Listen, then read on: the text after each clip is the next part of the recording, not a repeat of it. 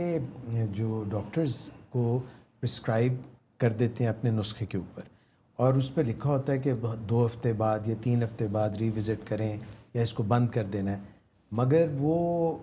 نسخہ دکھا دکھا کے ڈیٹ بدل کے مریض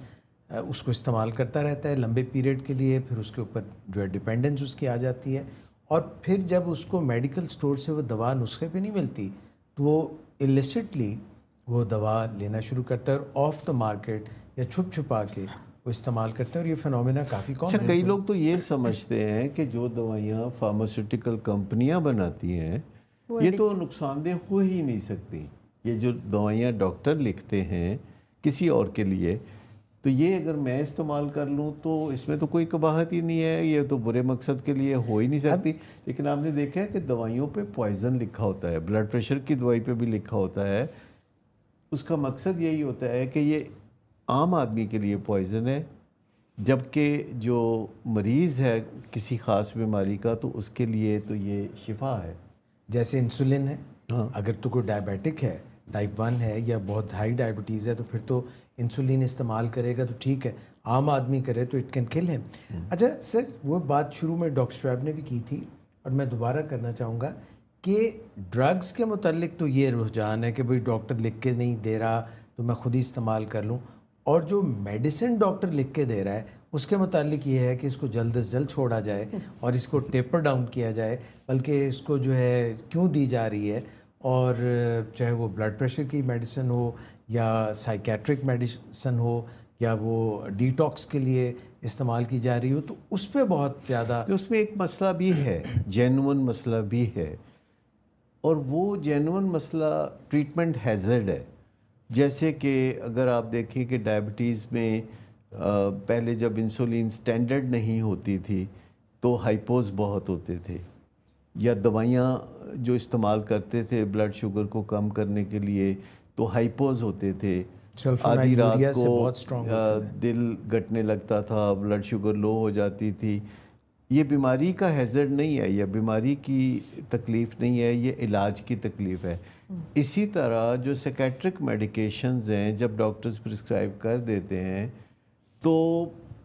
بعد ازاں ان کے اندر ری ایڈجسٹمنٹ چاہیے، یا تو مریض بر وقت آ کے ری ایڈجسٹمنٹ نہیں کراتا، کہتا ہے پھر جاؤں گا پھر فیس دینی پڑے گی تو میں کھاتا رہتا ہوں یہی،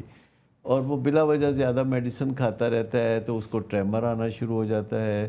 ہاتھ پاؤں کانپتے ہیں یا ٹانگ ہلتی رہتی ہے یا زومبی بن کے چلتا ہے، تو دیکھنے والا کہتا ہے یہ دیکھو ڈاکٹر صاحب نے کیا دوائی پرسکرائب کی ہے، کیونکہ ان دوائیوں کو اندھا دھند نہیں استعمال کیا جاتا۔ جیسے بلڈ پریشر کی دوائی ہے، جب بلڈ پریشر کنٹرول ہو جائے گا تو وہ دوائی کم کرنی پڑے گی، چھوڑنی نہیں، کم کرنی پڑے گی اور کم کرنی پڑے گی۔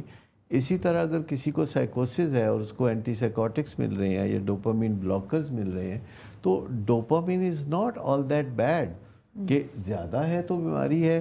اگر کم ہے تو بھی بہت مشکلات ہیں، ٹریٹمنٹ ہیزرڈ بن جاتی ہے۔ تو ایگزیکٹلی جو رول ہے وہ یہ ہے کہ جو دماغی دوائیاں ہیں ان کے اثرات جسم پہ نظر نہیں آنے چاہیے، اور جو جسمانی دوائیاں ہیں ان کے اثرات دماغ پہ نظر نہیں آنا چاہیے۔ لیکن آپ دیکھتے ہیں کہ جو جسمانی دوائیاں ہیں بعض اوقات وہ دماغ پہ اثر کر رہی ہوتی ہیں۔ اب مجبوری یہ ہے کہ انسان نے ابھی تک یہ نہیں اہتمام کیا کہ اگر میرے دائیں شولڈر میں درد ہے تو مجھے کوئی ایسی گولی دو جو سیدھی میرے دائیں شولڈر میں جا کے کام کرے۔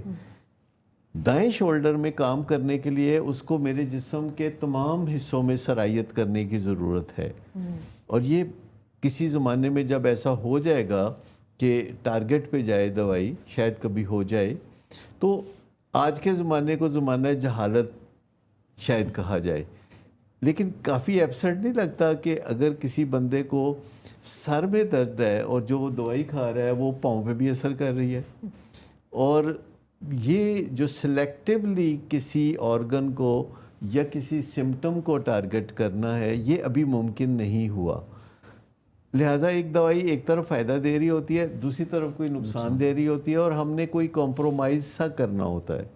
لیکن اس میں جو ڈاکٹر کا رول ہے وہ بہت اہم ہے